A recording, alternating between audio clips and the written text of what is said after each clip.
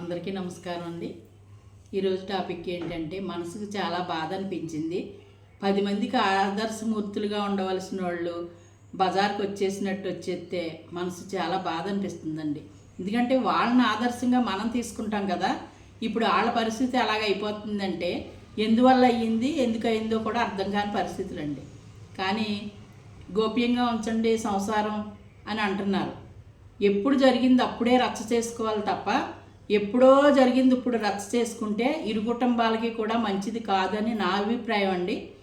వ్యక్తిగతంగా నా అభిప్రాయం. ఒక ఆడదానిగా ఆడవారికి మంచి జరగాలి, కానీ ఎటువైపు న్యాయం ఉంది ఎటువైపు అన్యాయం ఉందనేది జడ్జిమెంట్ ఇవ్వటానికి మనం జడ్జిలం కాదు, మన చేతిలో చట్టాలు ఉండవు. కానీ ఎందుకు అలా జరిగింది ఏంటి, ఎన్నో సంవత్సరాల నాడు జరిగిన ఇష్యూ ఇప్పుడు బయటికి ఎందుకు వచ్చింది, దానివల్ల ఎంతమంది సఫర్ అవుతున్నారు, ఎంతమంది మనసు బాధ పెట్టుకుని ఉంటున్నారు, అది ఎవరో ఆలోచించట్లేదు. రోజు రిపీట్గా అదే వేస్తుంటే మనసు చాలా బాధ అనిపించిందండి. ఎవరి గురించి చెప్తున్నాను అనుకుంటున్నారా? గరికిపాటి గారి గురించి చెప్తున్నాను నేను. ఆ అమ్మ, ఆవిడ పేరు మంచి ఇల్లాలుగా చక్కగా పొందిగ్గా సరస్వతీదేవిలాగే ఉన్నారు. ఆవిడ వచ్చుని చాలా బాగున్నారు, పద్ధతిగా ఉన్నారు, మాట తీరు బాగుంది. ఆవిడ చక్కగా ఆవభావాల కాడించి కట్టుబొట్టు కాడించి నిండుగా అమ్మవారిలా ఉన్నారు. చాలా బాగున్నారండి, గౌరవించదగిన ఇల్లాలు ఆవిడ. కానీ ఎందుకు బ్యాడ్ జరిగిందో అది వారికి తెలియాలి తప్ప దగ్గరుండి మనం చూడలేదు, మనకు తెలియదు. ఏదో దున్నపోతు ఈనింది అంటే దోణ్ణ కట్టేయండి అన్న సామెతగాను నా చిన్నతనంలో మా అమ్మమ్మ అనేది, దున్నపోతు ఈనింది అంటే దోణ కట్టేయండి అని అన్నట్టు ఉన్నది అనేది. ఎందుకంటే ఏమన్నా ఇటువంటి విషయాలు ఏమన్నా బయటకు వచ్చినప్పుడు అనేది. ఇప్పుడు అప్పుడు జరిగినప్పుడు అప్పుడే తేల్చుకుంటే పోయేది ఏమో అని నా అభిప్రాయం అండి. కాకపోతే ఇప్పుడు బయటకు వచ్చింది, ఆవిడకి ఎందుకు బాధ కలిగిందో, ఆవిడ ఇప్పుడు ఎందుకు రావాల్సి వచ్చిందో అర్థం కాదు నాకైతే.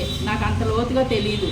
కానీ నేను మనసు బాధ అనిపించిన విషయం ఏంటంటే 10 మంది ఆయన్ని ఆదర్శంగా తీసుకుని ఆయన మాటను పాటించి చేసేవాళ్ళు ఉంటారు. అటువంటి వాళ్ళకి చాలా మనసు బాధ అనిపిస్తుంది. వీళ్ళని ఆదర్శంగా తీసుకున్నామనే భావాలు కూడా కొంతమందిలో వస్తాయండి. ఇప్పుడు చాగంటి గారు అనగా, గరికపాటి గారు అనగా, షణ్ముఖ శర్మ గారు అనగా ఇటువంటి వాళ్ళని మనం ఆదర్శంగా తీసుకుంటాం. ఆ వాక్కు, ఆ మాట తీరు అంతా కూడా మన జీవితాలకు ఒక స్ఫూర్తిదాగి అని అనిపించినట్టు ఉంటుంది.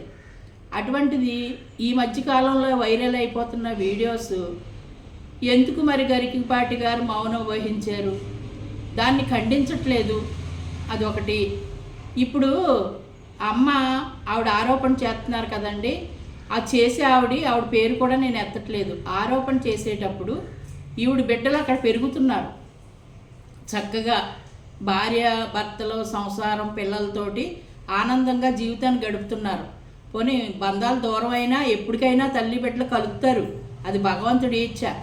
కానీ ఇప్పుడున్న పరిస్థితుల్లో ఆ బిడ్డలో వాళ్ళు కూడా మనసు బాధ అనిపిస్తుంది. ఈ టైంలో మా అమ్మ నాన్న గురించి బయటకు వచ్చింది విషయం ఏంటి అని వాళ్ళు సఫర్ అవుతారు.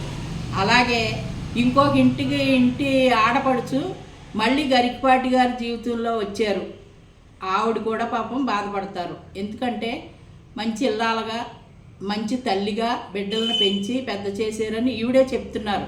చాలా మంచి ఆవిడండి, చక్కగా నా బిడ్డలను కూడా చాలా బాగా చూసిందని అంత బాగా చెప్పారు. వేరే దగ్గర పెరిగితే ఎలా పెరిగారో అని బాధ ఉంటుంది, కానీ ఆవిడకి ఆ బాధ లేకుండా చక్కగా ఆనందంగానే చెప్పారు. బిడ్డలను శుభ్రంగా పెంచింది ఆవిడ, పెద్ద చేసి పెళ్ళిళ్ళు చేసి ఒక దారిలో పెట్టారు. అలాంటప్పుడు ఇప్పుడు ఇరు కుటుంబాలు అంటే ఇప్పుడు 4 కుటుంబాలు అయినాయండి. గరికపాటి గారు కొడుకులు ఇద్దరు ఫ్యామిలీలు, గరికపాటి ఫ్యామిలీ అంటే ఆయన భార్య, ఆయన గురించి మాట్లాడుతున్నాను.